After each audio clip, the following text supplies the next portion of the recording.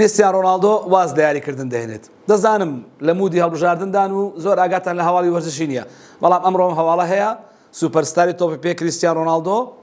ڕایگەیاند کە واز دیاریکردن دەهێنێت بەڵام کەی گوتی پاش ساڵێکیان 2 ساڵی دیکە کریستیان ڕۆناڵدۆ نزیکەی 25 ساڵە لە دیاریگەکانی تۆپی پێ دەدرێژێتەوە و تا ئێستاش لە گۆڵکردن بەردەوامە و زیاتر 950 گۆڵی شێ و حەزیشی لێ بگەێنێتە 1000 گۆڵ بەڵام ئەمڕۆ لە لووتکەی گەشت و گوزار و وەبەرهێنان لە سعودیا بە ڤیدیۆ کۆنفرانس بەشداری کرد و قسەی بۆ هەوادارەکان و ئامادەبووان کرد و گوتی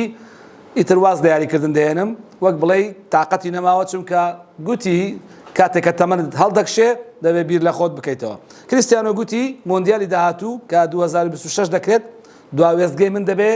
لە پاڵەوانتێ گەورەکاندا بەڵام بە پێی قسەکانی کە من تێگەیشتم لە دوایش بەردەوام دەبێت چونکە گرێبەستەکەی لەگەڵ یانی نەسر تا 2027 وردەکاری زیاتر لەبارەی وازێنانی کریستیان ڕۆناڵدۆ لە 1964 دۆتکەی ئاردی بخوێنەوە.